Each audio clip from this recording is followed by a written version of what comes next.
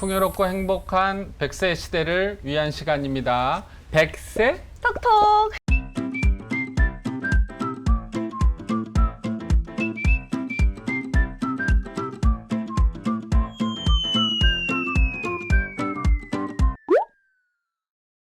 (2020년에) 네.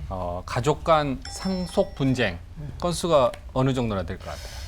글쎄요. 근데 생각보다는 꽤 많을 것 같아요. 많게 이야기해 보세요. 어느 정도까지 될까요? 수치요? 한 몇백 건? 네. 한 해만 무려 2,095건이었다고 합니다. 최근 5년 사이에 네. 2배나 늘었다고 해요. 아니, 그 말인 즉슨 이 상속, 재산 문제 그쵸. 때문에 네. 이렇게 가족 간의 분쟁이 많이 일어났다는 거예요? 2,000건이면은 가족이 거기 4명 붙으면 거의 뭐 한 10,000명이 그냥 이 비슷한 숫자가 이 상속건 때문에 홍역을 치렀다고 봐야 되죠. 이 건수가 정말 날이 갈수록 늘어나는 건지 아니면 원래 이 정도 건수인 건지 그런 부분들도 참 궁금하네요. 네, 네. 그래서 이 관련해 가지고 오늘은 이 유산 분쟁에 관해서 법적으로 어떻게 현명하게 대처할 수 있는지 가온 패밀리 비즈니스 센터의 대표 변호사신데 강남규 대표 변호사님을 모셨습니다. 네, 반갑습니다. 안녕하십니까. 어서 오세요. 가온의 반갑습니다. 강남규 대표 변호사입니다. 네, 반갑습니다. 통계를 잠깐 말씀드렸는데 네. 가족 간의 이렇게 분쟁이 과거에 비해서 이렇게 크게 늘어난 이유가 어디겠습니까? 쉽게 말하면 옛날에는 이제 부모가 자식을 교육시키고 취직을 하고 본인이 사업을 하거나 이렇게 해서 또 자산을 형성하고 이런 선순환 구조가 이제 높은 성장률로 쉽게 가능했는데 최근에는 성장률이 떨어지면서 누적된 재산을 어떻게 나눌까 여기에 사람들이 이제 훨씬 관심을 많이 가지게 된 것 같아요. 파이가 는 게 아니고 있는 파이를 어떻게 이제 나눠 그렇게 먹을까? 되는 거죠. 파이가 장래로 늘 것 같으면 자녀들한테 예를 들면 사업하시는 분도 한 개씩 띄워주면 각자 가서 늘리면 되는데 그게 아니라 쉽게 늘어나기 어려우니까 이제 이미 형성된 것을 나누는데 네. 이제 관심이 많이 가지게 된 것 같고요. 그리고 이제 또 하나는 전통적인 상속 문화의 이제 붕괴라고 할 수 있겠죠. 뭐 네. 옛날은 네. 생전에 좀 나눠주시고 네. 남은 거는 이제 부모님을 봉양한 장자나 그렇죠. 맞아요. 혹은 형제 중에 아들 이렇게 이제 가져가는 게 되게 당연했는데 지금 이제 그런 기준이 다 없어졌으니까 네. 국민들께서 더 법에 의존을 많이 하게 되는 것 같고 저희 이제 최근 언론에서 많이 보신 뭐 한국타이어나 롯데나 이런 것들도 넓은 의미에서는 전부 다 상속 분쟁이라고 보실 수 있을 것 같습니다. 상속 분쟁에도 유형이 굉장히 많지 않습니까? 네. 그 안에서 유류분 소송의 비중이 상당하다고 유류분. 들었는데 네. 이게 좀 쉽게 설명을 좀 해주세요. 돌아가신 분, 이제 어려운 말로 피상속인이라고 하는데 피상속인 이걸 어떻게 해놨든지 간에 권리를 보장해 주는 거예요. 그래서 아주 쉬운 얘기로는 첫째 아들한테 전 재산을 다 준다 이렇게 됐을 때 둘째, 셋째, 넷째 따님이 하나도 못 받을 경우에 그렇죠. 우리는 다 공평한 자식들인데 내 법정 상속의 반까지는 오빠한테 달라고 할 수 있는 이런 권리인 거죠. 네. 그래서 실제 사례들을 보시면은 네. 예를 들면 이제 자식들하고 전혀 상의 없이 있는 재산을 전부 기부를 해버린다든가 네. 그런 사건들이 있습니다. 지금 말씀하신 거는 이제 상속인 자녀분들만 네. 유류분은 소송을 할 수 있는 건가요? 아니면은 손자, 며느리만 남았을 경우에는 어떻게 하는 거예요? 원칙적으로 유류분 반환 청구는 법률상 상속인만 할 수 있습니다. 그래서 일단은 법정 상속인에 들어가야 되고요. 며느리나 손자 이렇게 넘어갈 때 네. 원래의 아들 이미 돌아가신 경우가 네, 있을 그러니까 수 있잖아요. 죽어버릴 수 그렇죠. 있고. 그러면 그건 이제 대습 상속이라고 해서 대습. 그 사람의 자리에 이 며느리랑 아들이 들어와서 법정 상속인이 되는 제도가 있습니다. 이 법정 상속인이 다시 상속에서 배제가 되면 안 챙겨주면 이제 유류분 반환 청구권을 행사할 수 있게 되는 거죠. 그러니까 본인이 직접적으로 권리 행사권을 갖는 게 아니라 네. 이제 청구를 해서 좀 돌아서 그렇게 가야 되는 되는, 거죠. 네, 것 같은데. 왜냐하면 그 당사자인 상속인이 이제 네. 세상을 떠나신 거니까. 어. 네. 그래서 그런 대습이라고. 또 안타까운 사례들이 있을까요? 많이 있죠. 그리고 네. 대습 상속 관련해 가지고는 이제 여러 가지로 주의하셔야 될 부분들이 있는데 네.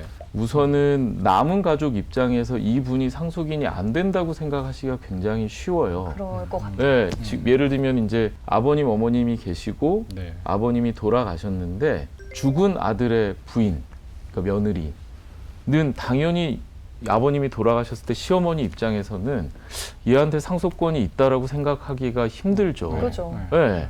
근데 이제 손자가 있으면 좀 얘기가 달라지긴 하죠. 손자는 네. 상속권이 있겠다라고 짐작을 하시는 거고 배우자 같은 경우에는 새로 재혼을 하시면 또 그 자격이 박탈이 돼요. 대습 자격도요? 네, 우리 상식적으로 생각할 때 사리에 맞잖아요. 이제 예전에 결혼을 했었으니까 이제 자격이 있겠지만 네. 혹시 제가 그래서 다른 집에 가게 되면 이제 상속 자격이 박탈이 되는 거고 그 아들, 그러니까 손자는 아무 상관이 없습니다. 그건 이제 핏줄이니까. 절대적인 거니까. 근데 며느리가 이제 다른 재혼을 하게 되면 네. 며느리는 빠지게 되고 이 손자만 대습 상속권을 갖게 됩니다. 네. 이건 좀 악용하는 사례도 있을 것 같아요. 악용하는 사례도 있고 저는 이제 이거를 네. 상속을 해주는 쪽에서만 말씀드렸는데 받는 쪽에서도 주의하셔야 되는 게 네, 네. 이게 법정 상속분이기 때문에 채무도 상속이 될 수가 있어요. 그래서 나도 모르는 사이에 모르는 다른 형제 자매들은 어머, 그쵸, 다 그쵸. 상속을 포기해버리면 그러네. 나만 상속인이 돼서 네. 채권자들이 찾아오는 경우가 생길 수 있습니다. 그래서 박을 쓸 수 있는. 받는 네. 쪽에서도 좀 주의를 하실 필요가 있는 굳이 제도. 뭐 며느리한테까지 연락해서 뭐 상속 그러니까요. 포기하라고 이렇게 연락을 해주지 안 않는 이상 하겠죠. 그러니까 모르잖아요. 이제 이런 반대의 경우들도 왕왕 볼 수 있습니다. 아. 깜짝 놀라시는 거죠. 그러네. 근데 또 이제 상속할 때 저희가 가장 처음에 이제 우리 대표 변호사님께서 말씀해주신 부분 중에 하나가 어르신들 이제 부모님께서 편찮으실 때 이제 특히나 기여를, 봉양을 하고 그쵸. 많은 부분을 그쵸, 그쵸. 기여한 자식들에게는 어느 정도 재산이 조금 더 비중이 많게 가야 이게 인지상정이 아닌가 그렇습니다. 생각이 네. 들거든요. 네, 이걸 네. 보장해줄 수 있는 법적 권리도 있습니까? 있습니다. 그게 이제 법이라는 게 어차피 이제 사리를 총합한 거니까 우리 사리상 당연히 있어야 될 것 같은데 예를 들어서 네. 돌아가실 때까지 부모님을 봉양을 했다. 근데 부모님이 이제 굉장히 많이 편찮으셨다. 그래서 본인이 병원비나 이런 거에 이제 굉장히 많은 재산적 지출이 있었다. 법률적으로 기여분이란 개념으로 그분에게 이제 권리를 보장을 해줍니다. 네. 사리는 그러한데 그리고 본인은 이제 이 돌아가신 분을 위해서 굉장히 기여를 많이 했다고 생각하는데 당연히 또 다른 형제 입장에 생각하면 맞아, 너만 했냐. 다툼이 있겠죠. 뭐 예. 며느리 사이에도 싸움이 있을 수 있고 네, 네. 딸들 사이에도 싸움이 있을 수 있고 기여분이 인정이 되려면 그 기여가 특별한 걸로 인정이 돼야 돼요. 법률 용어 자체가 특별히라고 돼 있으니까 네. 일반적으로 가이드를 갖기는 어렵고 결국은 법원에 가서 판단을 받게 되는 경우들이 많죠. 이 상속 때문에 가족이 풍지박산 나기도 네. 한다는 이야기 듣고 저는 뭐 다행인지 불행인지 모르겠지만 그럴 일이 없을 것 같은데 외동이세요, 보통? 받을 상속분이 별로 없어서 분이 없어서 네. 이런 거는 이제 분쟁을 막기 위해서 미리 네. 이제 피상속인께서 그렇죠. 피상속인이 딱 유언을 딱 정해놓고 맞아요. 거기에 실행하도록 하면 되는 거 아닙니까? 물론이죠. 유언이라는 네. 거는 어떤 유언이든지 간에 저희 전문가 입장에서는 없는 것보다는 좋은 것 같아요. 네, 네. 돌아가신 분이 형성한 재산이고 그래서 그걸 본인 의지에 의해서 이제 자녀분들한테 나눠주시는 거니까 네. 유언으로 먼저 정리를 해두시면 무조건 좋고요. 아까 말씀드린 유류분 제도가 대표적으로 유언에 대항하는 제도예요. 그러네요. 네. 이제 어르신은 아들한테 다 주겠다 했는데 네. 둘째나 셋째 따님이나 이런 분들이 유류분을 청구하게 되니까 유언으로 그 유류분 청구가 다 프로텍션 되지 않는 거죠. 유언이란 게 이제 첫 번째 갖는 한계점이 유류분 반환 청구권에 대해서 방어가 안 된다는 게 있고요. 네. 내 생각과 다른 거죠. 네, 네. 그다음에 유언이 가지는 이제 두 번째 큰 결함은 경직성이에요. 유언이라는 거는 돌아가시고 개봉이 되잖아요. 네. 네. 그러면은 본인한테 진짜로 물어볼 이렇게 수가 쓰셨냐라고 물어볼 수가 없기 때문에 네. 정확하신 말씀이세요. 그거를 엄격한 형식에 의해서 요건을 법에 다 적어놨습니다. 네, 공증인하고 맞습니다. 뭐 이렇게 증인 해야 두 되나? 명의 뭐 요새는 저도 이제 증인으로 여러 번 참여를 했습니다만은 유언하시는 쓰시는 거를 다 찍어버려요. 왜냐하면 이제 너무 이론의 여지가 많으니까. 그러니까 형식이 엄격하다는 건 한편으로는 좋아 보이지만 다른 한편으로는 분쟁이 많다는 거거든요. 그래서 유언 신탁을 활용하는 그렇습니다. 방법이 있는 걸로 아는데 네, 잠깐만 네. 소개를 간단히 해주세요. 이게 이제 신탁이라는 게 사실 우리나라에는 소개된 지는 오래되지 않았고 국민들은 잘 모르는 개념이에요. 우리 자산가 분들이 흔히 아는 건 이제 명의신탁 정도 음. 이름을 맡겨놨다 이렇게. 근데 이제 신탁이라는 거는 영미에서 발달한 개념이고 네. 재산을 내가 믿는 수탁자한테 옮겨놓고 실질적인 재산권은 살아생전에 내가 그대로 행사하는 거예요.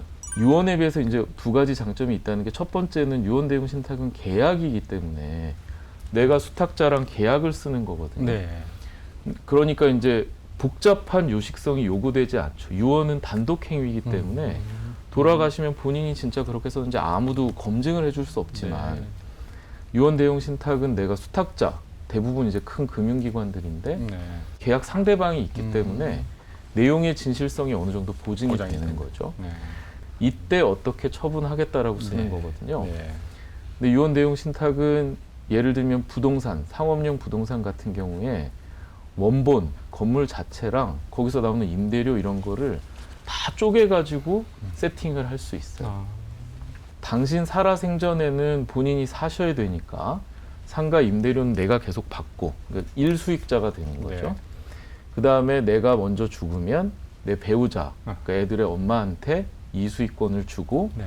애들의 엄마가 죽으면 그 뒤에 이 아파트, 아이들. 저 상가 건물에서 나오는 임대료를 아이들에게 아. 줘라.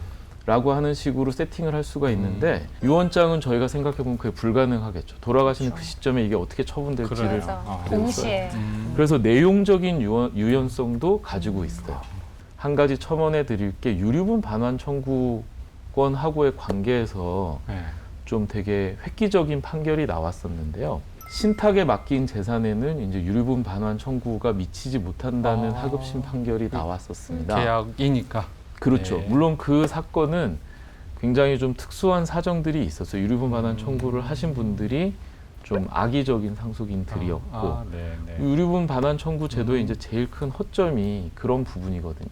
아, 불효자도 권리를 갖게 되는 음. 거니까요. 그래서 그런 케이스가 있어서 유류분 반환 청구권에 대해서 유언 대용 신탁이 좀 방어적 효과를 갖는 게 아니냐라는 이제 논의가 일어나고 있는 와중입니다.